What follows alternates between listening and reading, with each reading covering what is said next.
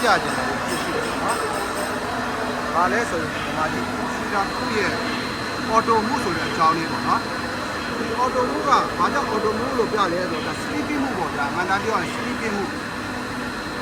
စီတာသူ့ရဲ့ sleeping မှုဆိုတာဘာလဲဆိုတော့စီတာကဒီမှာကြီးအော်တိုဖြစ်နေနော်။စီတာကခုနလဲနေတယ်။လဲနေရနေရက်သွားတယ်။โอเคခြေလာကဒီလိုမျိုးเนาะခြေလာကဒီလိုလဲနေတာเนาะဒီလိုလဲနေရကနေလဲနေရเนาะလဲနေရတဲ့ဒီမှာကြည့် set point က 7.5 โอเคเนาะ 7.5 active chill water supply customer လိုချင်တာ 7.5 ကိုလိုချင်တာသူကဆက်တာတော့ဒီ 7.5 ကိုရောက်လာပြီเนาะ living water temperature 7.5 ကိုရောက်လာပြီအဲ့ဒီမှာ differential to store ဆိုတဲ့ဒီမှာကြည့်ကျွန်တော်ပြမယ် differential to store ဆိုတဲ့ဒီက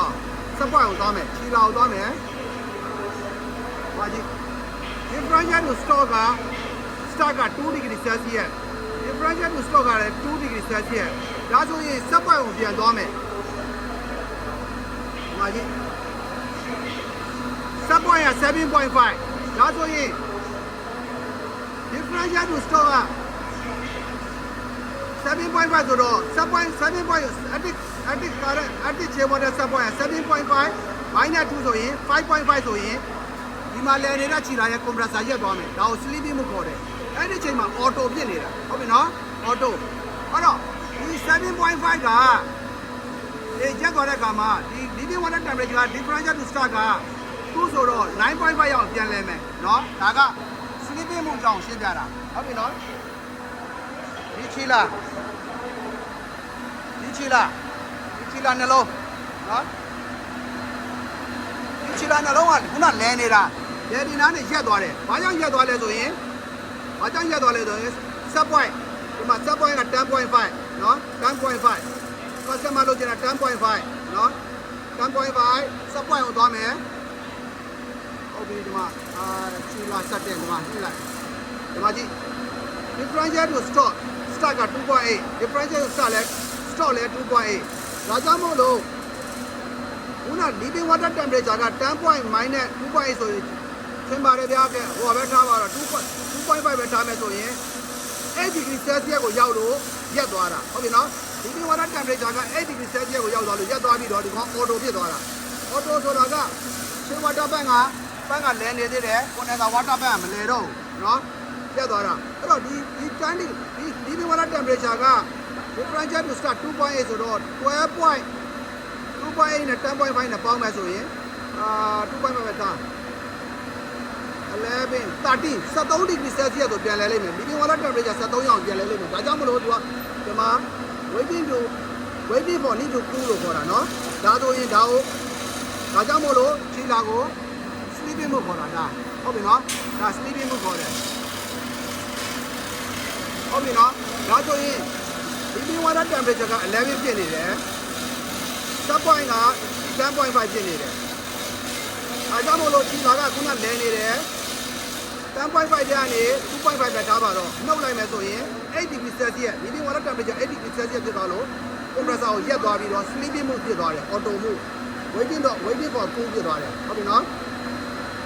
waiting for cool ဖြစ်သွားတယ်နော်ဒါကို sleeping mode ခေါ်တယ်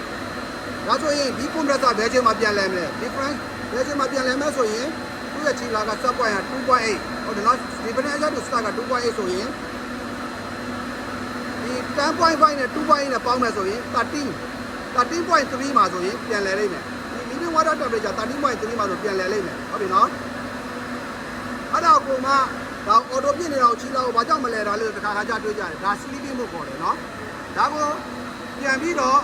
force နဲ့လဲလို့ရတယ်เนาะဒါကိုလဲလို့ရတယ်ကျွန်တော်လဲပြမယ်เนาะဒါကိုကျွန်တော်လဲပြမယ်ဘယ်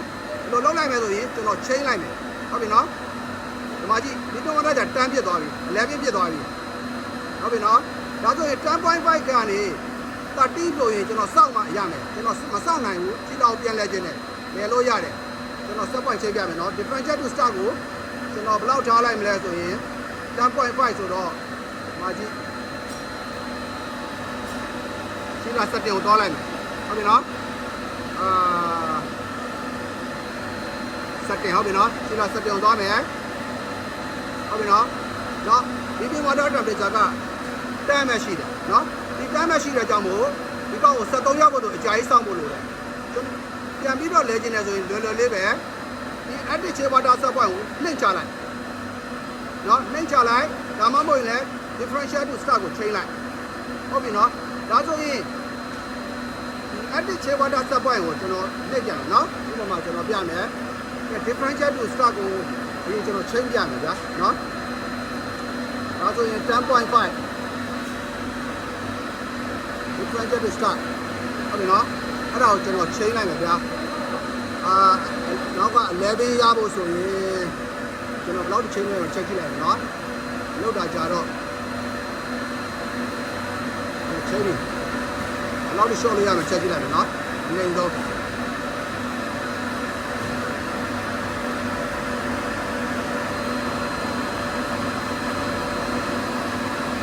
0.5 ပဲတင်တယ်ကျွန်တော်ဟုတ်တယ်နော်ဒီမှာ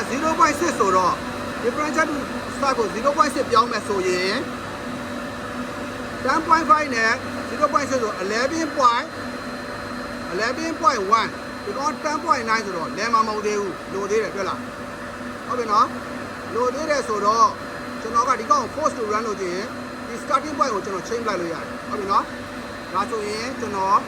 differential to start ကိုကျွန်တော်မ change တော့ဘူးဘာလို့လဲ differential to start ရဲ့အနေဆုံးက differential to start ရဲ့အနေဆုံးက 0.6 ဆိုတော့မရဘူးအဲ့တော့ကျွန်တော်ဘာကို change ပြင်မယ်လဲဆိုရင် active current limit ကိုကျွန်တော် change ပြင်မယ်နော် active current limit ကိုကျွန်တော် change မယ်ဆိုရင်ဒီကောင် 10.5 က11ရဖို့ဆိုရင်ကျွန်တော်8ဆိုရင်ရပြီလား8ဆိုရင် differential က 2.8 ဆိုရင် 10.8 ရပြီနော်ဒါဆို7 change လိုက်မယ်ဗျာနော် front panel ကိုကျွန်တော် change ပြင်မယ်နော်ပါပြီ7 ချိန်မဲ့ဆိုရင်7နဲ့ 2.8 နဲ့ဆိုရင် 9.8 လောက်ပဲရှိတယ်ဟုတ်ပြီနော် 9.8 ဆိုရင်ဒီပြင်းအောင်ပြစ်တော့ဒီ compressor ပြန်လဲလိမ့်မယ်နော်အဲ့ဒါကိုကျွန်တော်ချိန်ပြမယ်ဟောကျော်သွားပြီ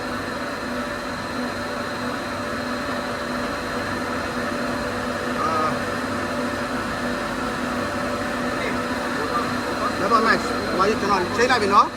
active chill water set point ကျွန်တော်ချိန်လိုက်မယ်ချိန်လိုက်တာနဲ့မာကြီးဒီကောင်လဲတော့မချိန်လား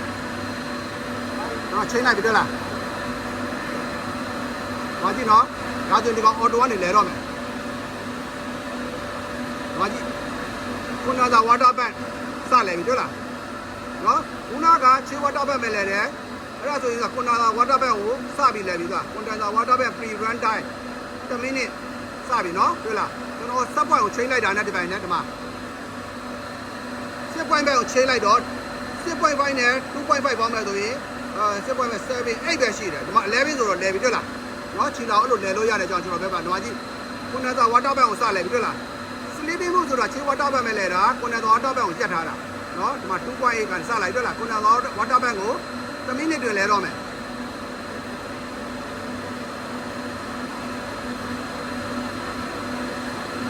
မာကြီးလဲတော့နော်ခုနက water bank ကို pre running time 10 minute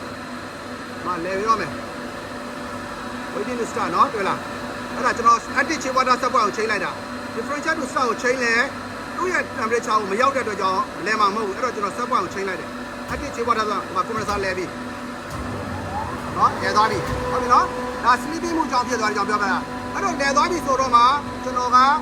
ပြန်ပြီးတော့သူ့ရဲ့ set point ကိုကျွန်တော်ပြန်ချိန်ပြင်မယ်ဘယ်လိုဆို8 degree celsius တော့ဘေးထဲမှာလုံးမရှိဘူးနော်အဲ့တော့ဒါကိုကျွန်တော်ပြန်ချိန်မယ်သူ့ရဲ့မူရင်းတန်းကိုပြန်ထားလိုက်မယ်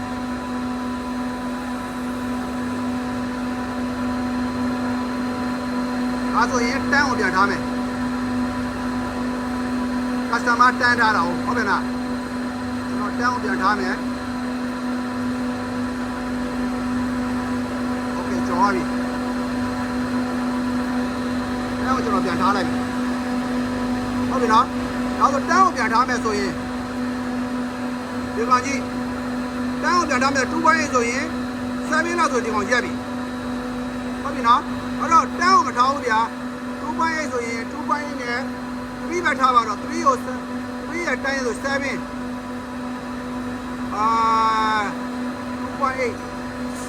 12.8ဆိုရင် 12.8ဆိုဒီမှာ sleeping mode ပြကျွန်တော်ပြန်လုပ်ပြင်မယ်နော် sleeping mode ပြကျွန်တော်ပြန်လုပ်မယ်ဆိုရင်ဒီကောင် set point ကိုတွဲထားလိုက်မယ်ဆိုရင်ဒီကောင်ဆိုတောင်းနေ sleeping mode ဖြစ်တော့မယ်ဟုတ်တယ်မလားကျွန်တော်ဟုတ်ပြီနော် set point ကိုကျွန်တော်set point မာကြီးတွဲထားလိုက်မာကြီးတွဲထားလိုက်ပြီတွေ့လား set point တွဲထားလိုက်ရင်ဒီမှာ sleeping mode နဲ့ရက်တော့မယ်ဒီကောင်တွဲထားမယ်ဆိုရင်တွဲရဲ့ 2.8 ရဲ့ဆိုရင်ဒီကြောင်းနဲ့ရက်တော့မယ် sleeping mode နဲ့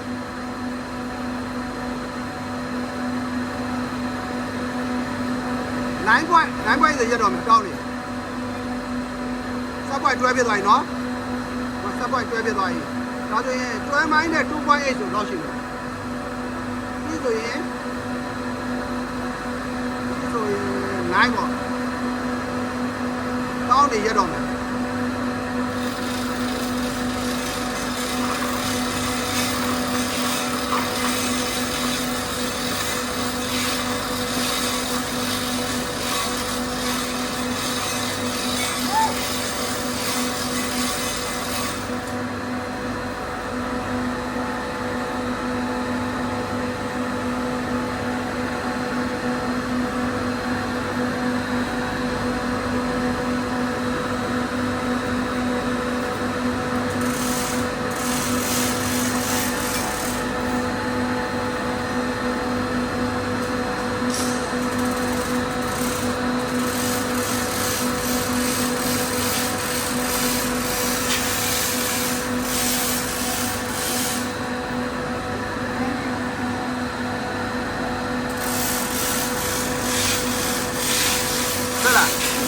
ဆက်တင်တော့ပြီနော်အဲ့တော့တွဲဆိုတော့တွဲတဲ့3နှုတ်တော့လို့ရှိမယ်9ဒီမှာဒီကောင်ဒီပြန်8ဖြစ်လို့ဒီမှာ sleeping mode ဆက်တောင်းပြီး auto ဖြစ်သွားလိမ့်မယ်အဲ့ဒါ sleeping mode လို့ခေါ်တယ်နော်ဒါ sleeping mode ကိုကျွန်တော် simulation လုပ်ပြတယ်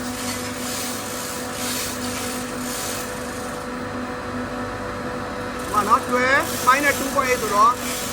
9.8 ဒီမှာဒီ sleeping mode ဖြစ်တော့မယ်နော်ဆက်တင်တော့ဖြစ်တယ်တွေ့လားဒီမှာဒီအလုပ်ပြလို့ပြပရိုဖက်ဆာအလုပ်ပြနော်1 minute ဘာကြီးစတင်တော့ပြသွားပြီနော်ဒီအော်တိုပြောင်းသွားလိမ့်မယ်နော်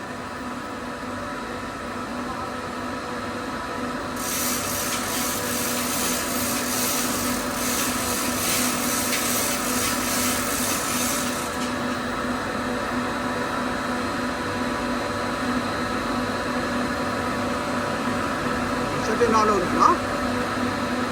အော်တိုပြောင်းသွားပြီးတော့သူကတစ်ခါစက်ကပြန်စောက်မယ်အဲ့ဒါကို sleeping လို့ခေါ်တယ်နော်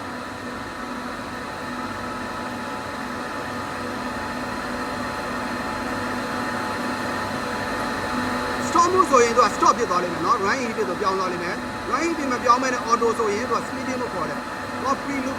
ဟောပတ်ခုနက water bag ဆက်လည်နေတဲ့အချိန်မို့လို့ပြောမှာ auto ပြောင်းသွားပြီတွေ့လားနော်ဒါကြောင့်ဒါ sleeping လို့ခေါ်တယ်ပြီးရင်တော့ waiting to ကူလာလိမ့်မယ်waiting လို့ကူးတွေ့လားဒါကို sleeping လို့ခေါ်တယ်နော်ဒါကြုံလုံးနဲ့ညီကိုတွေ sleeping မျိုးကိုကျွန်တော် simulation လုပ်ပြတာ set point ကိုကျွန်တော်ပြန်ထားလိုက်မယ် customer ထားတဲ့အတိုင်းတန်းကိုပြန်ထားလိုက်မယ်အဲ့တော့တန်းဆိုရင်73ဆိုရင်ဟိုက12.8ဆိုရင်ပြန်လဲပြီဟုတ်ပြီနော်ကျွန်တော်တန်းကိုမှပြန်ထားလိုက်မယ်နော်တန်းကိုပြန်ထားလိုက်ပြီဟိုတန်းကိုပြန်ထားလိုက်ပြီ differential 2.8ဆိုရင်12.8ဆိုပြန်လဲလိုက်မယ်နော်ဒါ sleeping မို့ချီပါပြန်လဲပြီတွေ့လားဘာလို့တော့73ကိုရောက်သွားလို့နော်ဒီကဒီမိုဒယ်တက်ပြီးတော့73တော့တန်းနဲ့73တော့ 2.8 တန်း plus 2.8ဆိုတော့73ရောက်တာနဲ့ပြန်လဲပြီတွေ့လားချီလာနော်ဒါဆို sleeping mode နဲ့ပြန်လဲ7.8တန်း differential to start က 2.8 73ရောက်သွားလို့ပြန်လဲတာနော်ဒီမှာ73ရောက်သွားလို့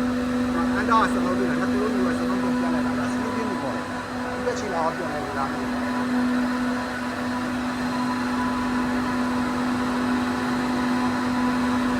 လဲတော့မယ်မာကြီးနော်ဒီ temperature 73ရောက်လဲတော့မယ်မာကြီး 10.5 10.5ဆိုတော့ 2.8 ဆိုတော့မလဲသေးဘူးကျွန်တော် 10.5 ကိုတန်းထားလိုက်ပြီဗျာတန်းထားလိုက်ဒီပုံလဲနော်ကျွန်တော်မောင်းပြတယ်နော်ကျွန်တော် 10.5 ကိုဒီကတော့ differential to start ကိုချိန်ပြ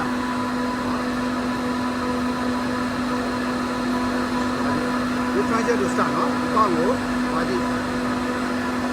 10.5 နဲ့ 2.8 ပေါင်းမယ်ဆိုရင်ဘယ် လောက်ဖြစ်နေဆိုရင်73ကျော်ပါလဲမှာတော့73မရောက်တော့ဟုတ်လားအဲ့တော့ကျွန်တော်လဲပြမယ်ခုနကကျွန်တော်ကဒီအတစ်ချေဝတ်တဲ့ support ကို change ပြတယ်အခုကကျွန်တော် differential ကို start ကို change ပြမယ်နော် 10.5 ဆိုတော့73ရောက်ဖို့ဆိုရင်ဘယ်လောက်လိုလဲဆိုရင်2.5 ဆိုရင်ဒီကောင်လဲပြီဟုတ်နော်2.5ဆိုရင်ကျွန်တော်2.5 change ပြမယ်နော် differential ကို start ပါလိမ့်differential ကို start ပါဟုတ်လားdifferential က2.5ကိုကျွန်တော်တူးထားလိုက်မယ်ဗျာတူးထားမယ်ဆိုရင်12.5ရောက်တယ်ဒီက12.9ဆိုဟုတ်တယ်မလားကျွန်တော်တူးထားရနော်ကျွန်တော်ဒီကိုလို့စီးပြီးလို့ဆိုတာပါလေပြီးတော့ support ကို change ပြီးတော့ဆိုတာကိုဘာကြောင့်မလဲတာလဲကျွန်တော်ဆက်လို့နော်တူးထားမယ်ဆိုရင်10.5ဆို12.5ဆိုလဲပြီနော်မာကြီးနော်ချိန်လိုက်တော့ differential to start ကိုချိန်တော့12.5ဆိုလဲတော့တယ်တောင်းနေတယ်တော့ဒီမှာ12.9တွေ့လားတောင်းနေပြီလေတော့ဝိတိလို့ကိုတော့ဒါ stepping ကိုခေါ်တယ်နော်ဒီကမှာ support ချိန်ပြတယ်သူက differential to start ချိန်ပြတယ်နော်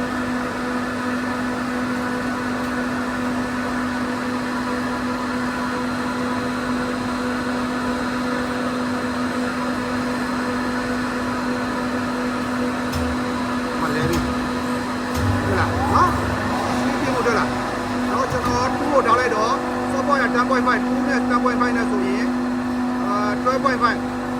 ဒီလိုကတော့12.9ပြည့်တဲ့ကြောင့်လဲပြီတွေ့လားလောက်တော့ stepping မှုဆိုတဲ့အကြောင်းကိုကိုယ်ပြောပြတယ်နော်ဒါလည်း auto ဖြစ်နေတဲ့ waiting လို့ပြောဆိုတာ stepping မှုဆိုတာနားလဲအောင် stepping မှုဆိုတော့သိအောင်ကျွန်တော်ပြောပြတယ်ကျွန်တော် set point ကို